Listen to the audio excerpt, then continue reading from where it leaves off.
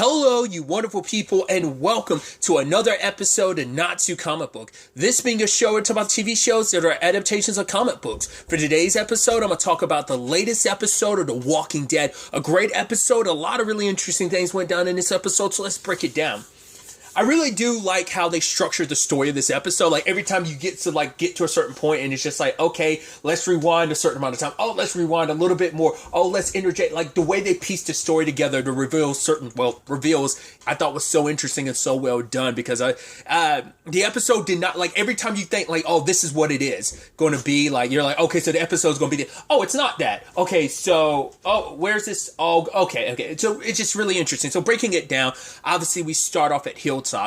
I didn't even pick up, maybe it's just one of those things we haven't seen in a time frame, because, you know, it just skips around a lot, but the Elijah and Lydia thing I thought was kind of interesting.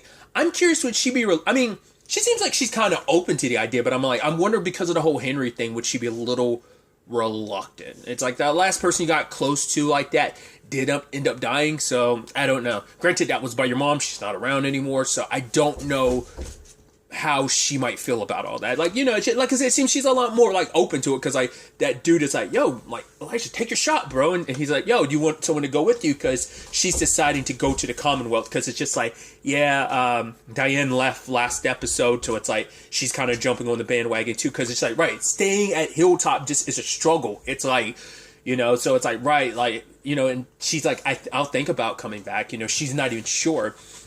But then they ended up running into someone. We ended up finding out later on the dude's name is Jesse, and he was shot, and he ends up dying before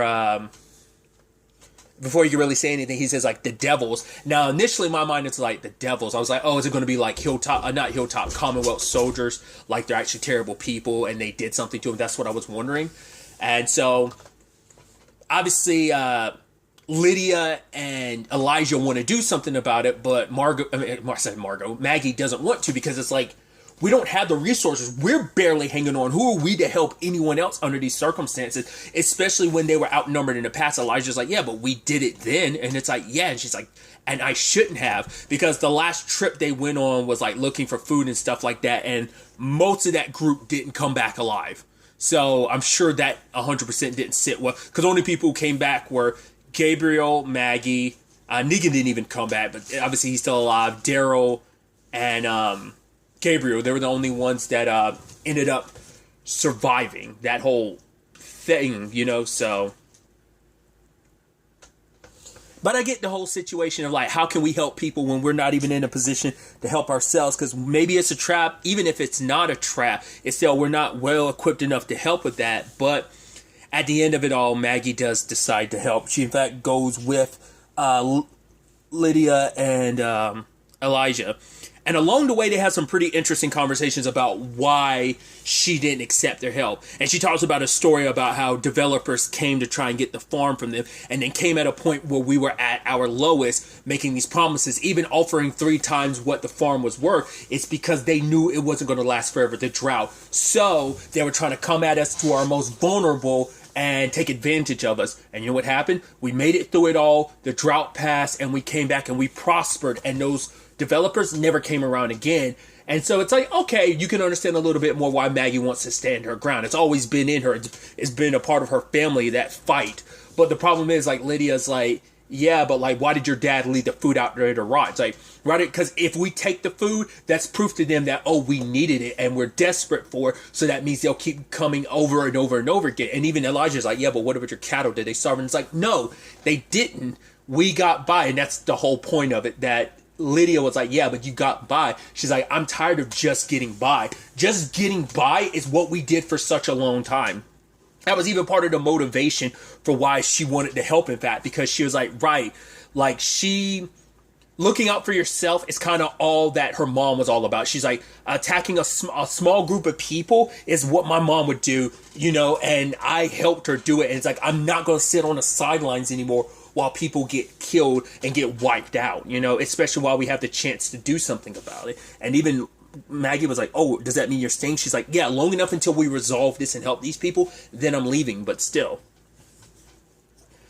It's an interesting conversation. I think I made it clear last episode. I side with Maggie. Well, because we are also, as the audience, privy to a lot more about what the what the Commonwealth is up to. Potentially not all of the Commonwealth, at least some people within the Commonwealth, because Lance is definitely going his own lane, I think. Because I think a lot of the stuff he's up to is separate from Pamela, because I think he's like, oh, I've done so much and I don't get the recognition. I think he believes he knows how to lead better than Pamela.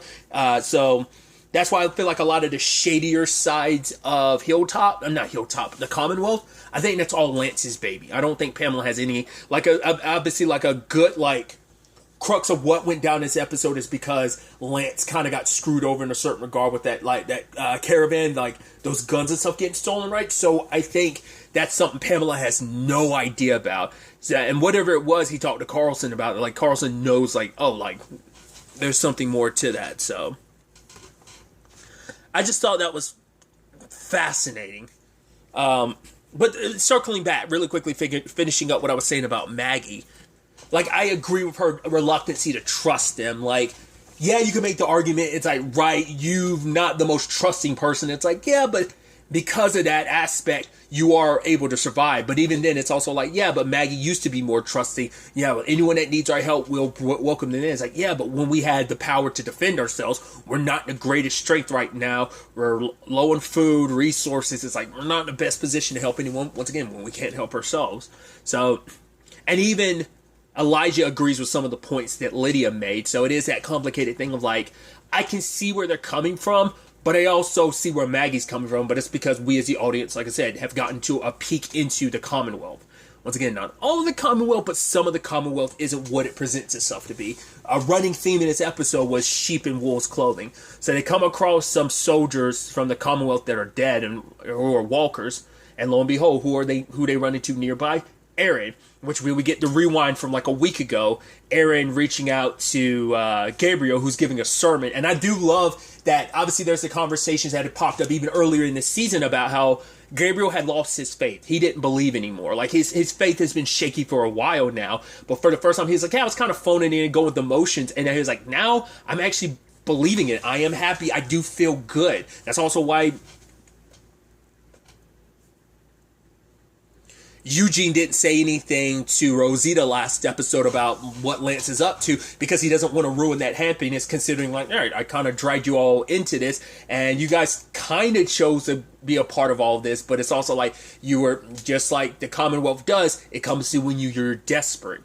Now, whether that's all of the Commonwealth or whether that's just Lance coming to people when they're desperate, we'll have to wait and see how that shapes out to find out who's really pulling what strings and who's really making certain decisions that the Commonwealth has kind of been a part of. But he needed Gabriel's help because they're trying to I was a friendly group. I was I don't believe that, because we saw that Jesse got shot. So I was oh, it can't be that friendly of a group. Once again, your expectations, and I should have known something was up when we got introduced to Carlson, who is played by the actor who played, the thing I'm best known for is Agent Petty on Ozark. That's the thing I'm best known for. I want to say there's something more recent I've seen him in post Ozark. I just feel I can't remember what it is off the top of my head. But I was I should have known they got that actor to do that. I was I should have known there was more to this character. I should have figured there was going to be layers. But it seems he's so gun-ho and everything. But then when he initially presents himself to be oh no, we're not. Because Gabriel and Aaron were yeah, this place looks sketchy. It's yeah, I don't know all about this. Wait, it's only going to be us going in? It's yeah, you guys will do all the talking. It's Aaron and I love that, Gabriel says it straight up. He's no. And he's oh, you guys just getting pre-game jitters. He's Gabriel's no, your plan is shit and I don't want to die. That's all. And the guy's yeah, this is going to go down, so you have no choice. I'm the fact that he's pushing so hard for him, what is this about? At first, my mind is okay, so we know Lance has made that declaration to Aaron last episode. So I was right, you're so desperate for people that you're willing to go above and beyond. I'm these people seem like they could be sketchy, because they even said some kind of religious group. I'm sounds a little bit like a cult. So are you telling what's going to happen there? I was I'm not feeling this. Neither is Gabriel or Aaron, to the point Gabriel took off his collar and is oh, I need you to... Carlson's I kind of need you to put that on. He's yeah, this is how I'm doing it. So they present themselves. I love that Aaron was able to keep his mace ball on his arm, because he's yeah, it's kind of a bitch to take off. And I was all right. So brings them in. They meets the leader. His name's Ian, and I thought that was fascinating. At first I was like, oh, this guy seems like he might be one of those cult nut jobs. It kind of is. It's like, oh, I want you to look back there behind. Yeah, that's everyone that's ever come here that wrongs us. We cut off their head and put them there as kind of trophies a little bit. And I'm like, that's wild. And he's like, yeah, like murderers, rapists, cannibals. Hey, like, you know, the team, Alexandria team, well, some of that squad knows about running into cannibals. What was it, Terminus? I can't remember, like the season 4/season 5 thing of Terminus. I believe that was that group's name. Once again, I love how they designed it like that, to be like, oh man, this guy is scary. He's potentially crazy. You're like, oh man, this is going to go super sideways. The moment Carlson was like, oh, we need to go in here by ourselves, I was like, yeah, you got guards nearby, but I'm like, oh, this is going to go so bad. He's like, okay, so where's your community? I was like, we can't tell you that. It's like, right. Do I look stupid to you? Don't you think it seems dumb that you know exactly where I live, but I know nothing about where you live? Like, yeah, you got all these pictures and stuff, but I love that he's like, oh, it's supposed to be like the old world, so you can get hookers and all that, right? Like drugs and all that, the seedy side of like any part of society. And it's like, oh, it's just like the good parts and stuff like that. You know, Gabriel was like, yeah, not that I've ever seen. But it's just, like I say, he seems a little crazy, but he does speak about, like, right, the fact is, I've got to protect this community. It's mine. These people look to me to take care of them. Like, you are probably wolves in sheep clothing. Like, everyone whose head is on that shelf. And Carlson's bowing down. He's, like, begging for his life. And Aaron and Gabriel trying to talk him down, be like, no. Like, Ian, like, dude, calm down. The fact is that, you know, why would we come here? Like, this place is a literal shithole. What will we come to take from you? The fact is that we actually brought you food. Without us, you would be in trouble. We brought you food. We brought you water. Like, everything's good, you know? So we're just trying to extend help. Fine, we will leave and we will never come back. And just when he's about to make that promise, Carlson grabs a gun, shoots him, kills the other guys. You're like, what the? And it's like, wait, what are you doing? He's like, oh, I'm here to do my actual job.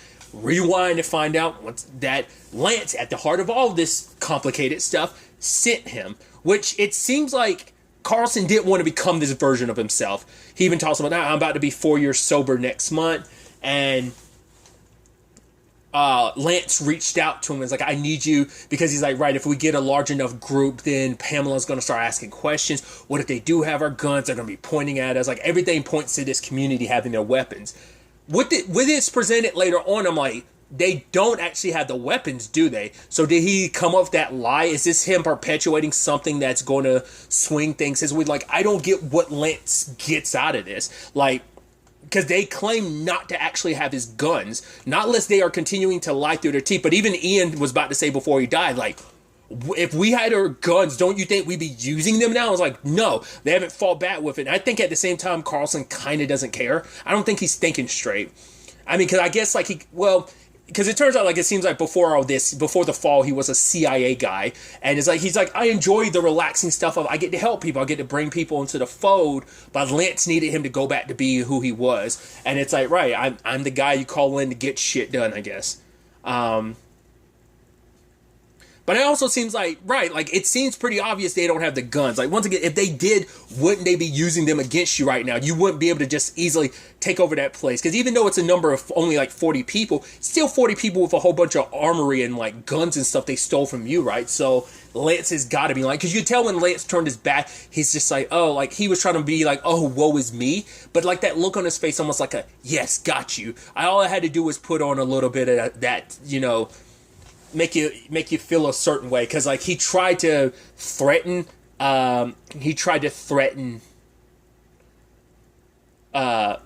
Carlson by being like, oh, like, it could all be taken away from you, and he was like, and he like I love that Carlson just like swirled his finger around in his drink, and it's like, so he's not drinking, but he's wetting his whistle a little bit, and I'm like, I guess that's fueling him into like, maybe he's not the best person when he drinks. I mean, that's usually why you stop drinking. Typically, it's because you're not a good person, that you might be an alcoholic. So I guess it's like, with alcohol in his system, he's probably far from the best person. In fact, he probably reverts a little bit to a terrible person. And it seems like we get that this episode with the way he's handling stuff. I mean, hell, when it came down to it, he was ready to shoot Aaron. Luckily, he had no ammo. To be fair, Aaron did just kill one of his people when they shot Jesse as he was escaping. So they were about to go mano a mano. Then Aaron took off when the other Commonwealth soldiers showed up. By the time they went back in, Gabriel was going, and it's like, oh, wow. Well, that sucks. And now it's like, cool, they were all wolves in sheep clothing. And it's like, yeah, but why would the Commonwealth need those weapons? It's not even just the Commonwealth. Why would Lance need those weapons? Once again, that little revolution that's happening where that kid was pissed at Pamela. I'm thinking, and like I said, I think a lot of those, because he was like, oh, there's thousands of us or whatever. I'm like, I think Lance is wiling those people up. Because that's so interesting to me. Why continue to placate? Like, why does it seem like he's so... He makes it seem like he's so... Well, what's the word I'm looking for? He acts like he's so hurt by Pamela last episode, where she was basically like, yeah, like, if you screw this up, you're done. Your responsibilities are done. You're going to be screwed up. So go ahead, take, but the moment this takes away from any of your responsibilities at the Commonwealth, you're done. You're axed. So, but why he act like he was so hurt by that when it seems like maybe, once again, maybe that's just my thought that he is behind everything, or at very least, maybe he's taking advantage of it, or it could just be he feels pressured because it's like, right, he had to plan everything out. And basically Pamela kind of saying like, oh, like kind of giving him an ultimatum like that, kind of like has to escalate his timetable. So he has to move a lot faster than maybe he was initially intending to. So maybe that's where the correlation is. I don't know. Once again, that's based on my assumption that he is the one responsible for all of this, like all of that. But I do like when Aaron, it's like, wait, were you talking about, oh, that guy had a map on him? Aaron was like, I didn't give that to him. I was like, whoa, whoa, whoa. I was like, at first my thought was, wait, do you think that whole thing was a trap? I was like, no, like, they shot him. Like, I was like, not less they caught up with him, gave him the map, because I was thinking like the Commonwealth set that up, that it was like to leave Maggie away and they would attack the hilltop at that time frame, but it's like, no. And it's like, who gave us the map? Hard cut to find out it was Negan. I was like, what? I didn't expect that. Well, it was kind of interesting too. But I guess in certain regards, I should have known. I won't say why, but if you've caught up with any Walking Dead news, I'm not going to say anything because it's kind of spoilers knowing this. But there's thoughts about some spin-offs and stuff like that. And I was like, oh, one of them involves Negan. And I was like, oh, that's interesting. Like I said, I don't want to go into the context of what it's about because I'm like, so it severely spoils things, so I won't say anything. But I think eventually we're going to see the setup for it. So I was like, oh, knowing that, I was like, well, Negan's not in the show right now. Oh, literally thinking that in immediate, because I just found out about it like fairly recently, but it was some news that came out a while back. That's also the downside of like keeping up with some like geek or entertainment news like that. You kind of spoil stuff from you like that. So it's like, I wish I didn't know that, but it is what it is. It still makes you wonder, like, so how do we get there? Because this particular spinoff, if you know what I'm talking about, you will leave it at that. I don't want to verbally talk about it because I don't want to spoil it for anyone that might come across this who has no interest in reading about that or learning about that until maybe at the end of all of this. And not just part B of this final season, but even just like the series finale. Then this knowledge can get, dropped and everything. But that must mean things must go super sideways, or maybe things do go good and it's just kind of like, oh, wave you off into the sunset, kind of like Michonne's ending, maybe something of that sort. Because I'm like, that must, for this other, like, for this, some of this setup, this particular spinoff, it must mean like things must go super sideways then, but maybe not. But I thought it was so interesting when it's, because I saw someone creeping up. I was like, who's that guy running into Jesse and his freaking nigga? And I was like, what? It's like, he's here. I was like, oh, I mean, it's been a while since we saw you. So I guess he finally like met up with these. I might say a while. It's only been like a couple episodes. But, to be fair, there's been a lot of time skipping around. Some of it we're more aware of, more so than others. This show does a lot more time skipping you would really think it would in the grand scheme of things. I wonder what's a comic book like that. I know the comic book does some large time skips in some regards, but I wonder how often the comic ever skipped around. Tangents and all that aside. So, like, knowing that Negan helped, and he found out, like, Aaron and Gabriel was in there, so he's the one that ended up helping get Gabe out. Him and one of the people, her name's Anne. Was it Anne or Annie? who's with this group of 40 in this building. So they bail out. But the problem is, like, Gabriel was like, yeah, give them the guns back. He's like, we didn't steal the guns. He's like, guys, I'm not trying to judge you. I was hoping you stole the guns because that means we could give them back. Because if we don't give them anything, they're just going to kill all of us. So we're kind of screwed if you didn't really steal the guns. So, and he proceeds to start pushing people off the building. You're like, cool. This is great. And he ends up, everyone that was on the roof, he pushed them off. So it's like, yep, go through there, kill everyone that doesn't talk. And Anne or Annie tries to give like everyone motivated. It's like, you know how we survived here? We stuck together. Ian, he wasn't our first leader. He's not the reason why we survived this long. We are. But even Negan's like, yeah, but they've already killed the best fighters here. And she's like, yeah, but they needed to hear that. So try to keep them motivated. But it's like, yeah, it's super not on our side. But luckily, Maggie, Aaron, Elijah, and Lydia have arrived, so it all works out. But still, you're like, now this all makes sense to where we got to in that point where like the time skip, like it said, 6 months later, and then like Daryl as well as other people from the Commonwealth rolled up, and it's like Maggie being like, it doesn't have to be like this. He's like, you know, it does. It does. So it's like, right, it kind of makes Hilltop, maybe Alexandria as well, the enemy. So that's how this plays out. I doubt Daryl's going to go all the way. He's probably going to go like, all right, he's playing along, but I think it's because he knows he's not about to kill like the people he cares about or put them in a very unfavorable position. So yeah, Hilltop officially is going to become enemy number one. And also Oceanside's going to have their back because they're in a pack with Maggie. So whatever fight Maggie's got, they're going to side with her. So also, it's going to be interesting when she eventually runs into Negan. He's actually the one that I love it. It's going to be revealed where he's going to be like, why you think you found your way here? That was me. It's like, wait, what? It's like, yes, despite everything, I made sure that they went to you for help because I knew you would help if you knew it was Aaron and Gabriel that were in trouble. So, granted, at the time, she didn't know it was them in trouble. Jesse ended up dying before he could even say anything to them. So, fascinating episode. Like I said, twists and turns, developments I didn't see coming, and I loved it. So I'm very, very excited to see where the next episode ends up taking us going forward with all of this. But really, that's all I'm going to talk about. Until the next time we meet, be happy, be safe, live life to the fullest, and enjoy it. Good day and goodbye.